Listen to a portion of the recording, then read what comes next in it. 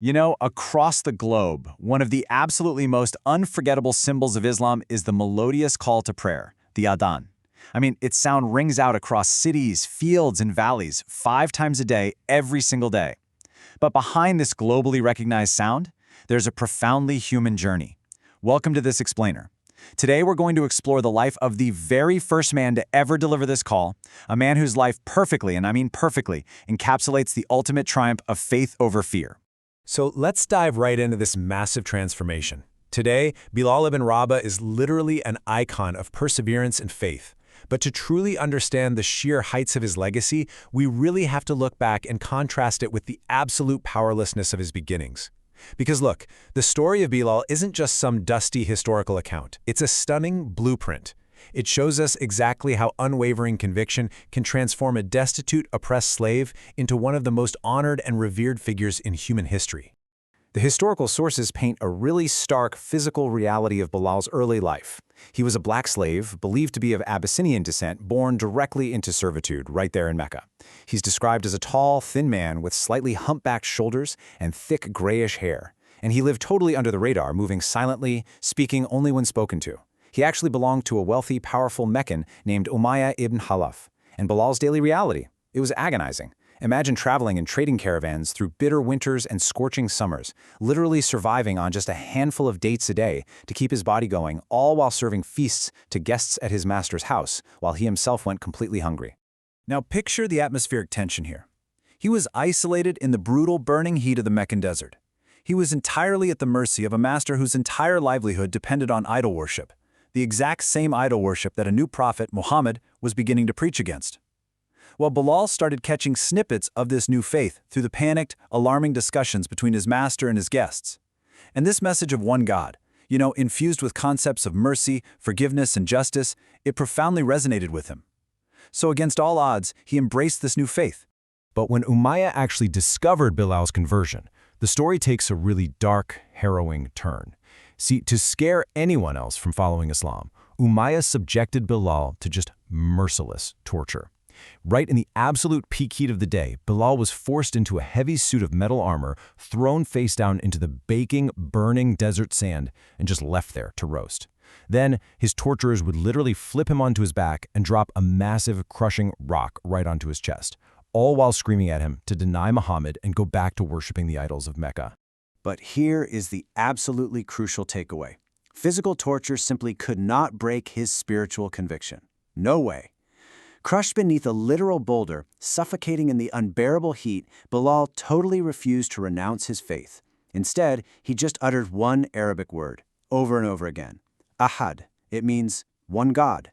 Those whispered words, they became his impenetrable shield. They were the very heartbeat of his resistance. Even in the deepest depths of agonizing pain, his belief that God is one remained completely, 100% unshaken. And this next moment perfectly captures the wild clash between worldly wealth and the true value of human dignity. So, news of Bilal's unbreakable spirit reaches the Prophet Muhammad's closest companion, Abu Bakr, who happened to be a wealthy trader. Abu Bakr marches right up to Umayyah while Bilal is actively being tortured and demands to buy him. Umayyah, ever the arrogant businessman, agrees to sell him, and later he actually sneers, bragging that he would have let Bilal go for just a single ounce of gold. But Abu Bakr's response totally shattered that arrogance. He fired back, declaring he would have gladly paid 100 ounces. You see, to Umayyah, Bilal was just damaged property. But to Abu Bakr, Bilal's unwavering faith made him utterly priceless. Whew! And right here, we finally get a much-needed breath of relief. Abu Bakr took Bilal straight to the Prophet and announced that he was setting him free. This massive moment marks the end of Bilal's physical suffering and his beautiful rebirth as a free companion. And it was an act that demonstrated a core, absolute pillar of this new faith. Remember, slavery was an entrenched, worldwide institution at the time. But Islam actively sought to emancipate slaves, proving once and for all that your true worth isn't found in your social status, your lineage, or your background, but entirely in your character and your piety. Fast forward a bit, and the Muslims eventually migrate to the city of Medina, a place where they could finally practice their faith in peace. But as the community started growing, they ran into a new question. How exactly should they summon all the believers to prayer? The Prophet didn't want to use a bell or a trumpet. Well, the answer came when a companion named Abdullah bin Zayd had this incredibly vivid dream of a man teaching him specific words to call the people. The Prophet Muhammad actually confirmed this as a true, divinely inspired vision. But here's the twist. He didn't ask Abdullah to make the call. Instead, he specifically chose Bilal, pointing out his incredibly beautiful, far-reaching voice. I mean, just think about the sheer poetic justice of this moment for a second. For the very first time, the skies of Medina resonated with the adhan. The exact same man who had to whisper the truth of one God under the crushing, suffocating weight of torture was now the one chosen to amplify that exact same truth across the open skies. It's incredible. He became Islam's very first muadhin, standing tall, free, and calling the entire community to salvation. Now, jumping ahead a few years, the narrative reaches a moment of just incredible triumph. The Muslims return to conquer Mecca. But it's a bloodless, deeply spiritual return. The Prophet Muhammad enters his former home, but not as some proud, boasting conqueror. Actually, scratch that, it was the exact opposite. He entered as a humble servant of God, bowing so incredibly low on his mount that his head almost touched it.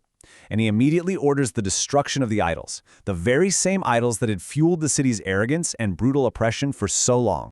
And this event brilliantly illustrates the core theme of equality in Islam. Standing right there at the door of the Kaaba, the Prophet addressed the people of Mecca, and in one fell swoop, he basically erased all their previous prejudices of race, lineage, and social class. He recited a verse from the Quran, making it crystal clear that all humanity springs from dust, and that the only true, valid measure of a person's nobility in the sight of God is their piety. No one is inherently better than anyone else.